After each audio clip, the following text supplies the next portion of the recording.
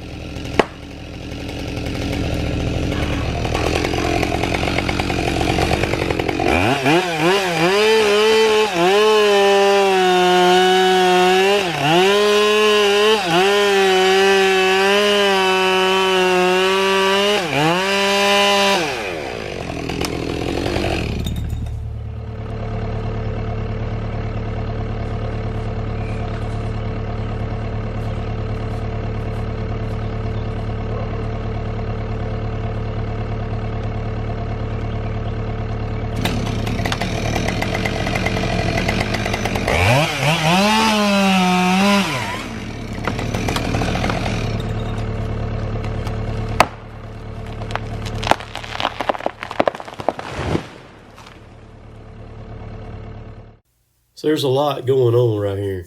Now we got the camera running on the tripod and then trying to get the drone where it needs to be and just making sure everything's right. It takes me twice as long or sometimes even more than twice to do these jobs like this, you know, from messing with the cameras and all that stuff like that. But I think the end result is pretty good. I opted just to take the sound off of this because it was going to be the exact same sound that you just heard when it was doing and just do that. But the tree did perfect. I mean, it fell right where it's supposed to, landed on top of the piece of telephone pole right there, kept it off of that drain. There's water comes out of that hill in a spring right there, runs right into this pond, and that was the goal. The guy that owns it said, "Man, if it busts that concrete," he said, "heck, I'll just pour it again. Don't worry about it." He said, "Just cut it." And so everything worked out. And but watch what this grapple and this machine to do here in just a minute when I start handling these chunks with this thing and get it all done up. So it was a nice little afternoon job to get this thing knocked out and taken care of. I like that Rotobeck grapple. See y'all.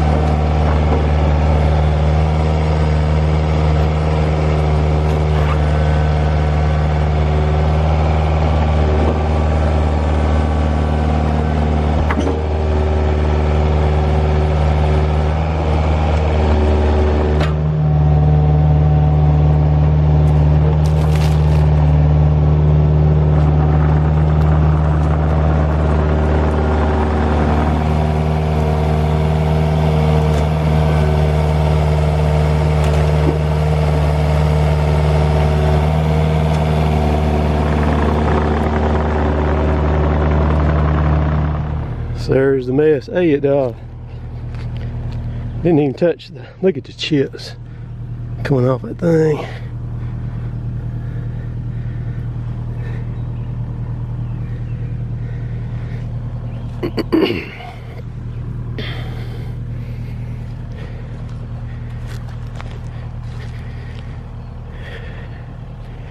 Didn't even touch the concrete drain right there.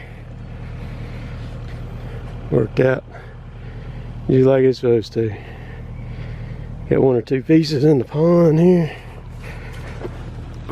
Let me get them out.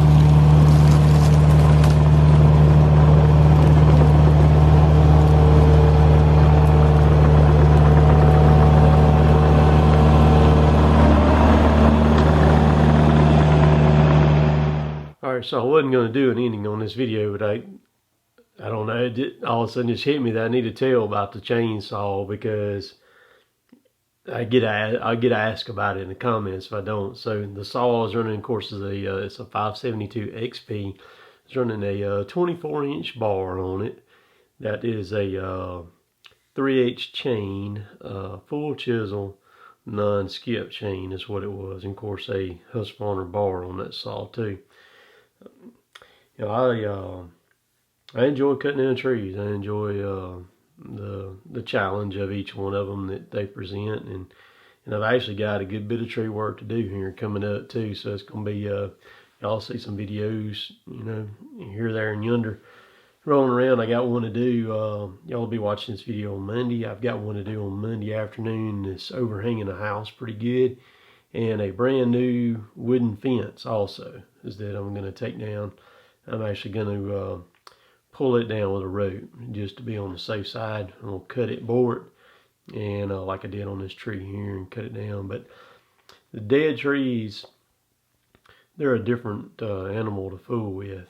Dead trees will get you killed, because whatever you do, the fiber in them don't hold like a normal green tree does. You have to leave double the hinge, especially if you're in a touchy situation and you're wanting to make sure. You need to leave double the hinge, if not a little bit more than double the hinge that you need. And that's the beauty of boring them like that. You make that hinge before you ever cut a tree down. It's made, it's done. So appreciate all y'all watching, tuning in to Cotton Top 3. If you would, please subscribe to me. I'd appreciate that. Share it around with your friends. There's a lot of people sitting, you know, out of work right now, different things like that. We're going to ride this thing out just as long as we can. We'll be running Monday, and they're talking about running Tuesday. And of course, our paper mill is down this week. I've heard some rumors as to why they're not taking any wood this week. So, and I'm not going to speculate on anything, but there's some places that the timber is just completely shut down. And it may end up being like that with us. They've deemed us as essential, but I mean, you know, essential is only good if you're getting orders, you know. And so I worry a little bit if once these orders are filled that are in the system right now prior to the virus, you know, engulfing us, once those orders are done, is it going to dwindle us down real bad over here? It's going to affect us somehow or another. And even in these other areas that may think that they're not going to get affected by it, it's going to. I mean, because it's got to.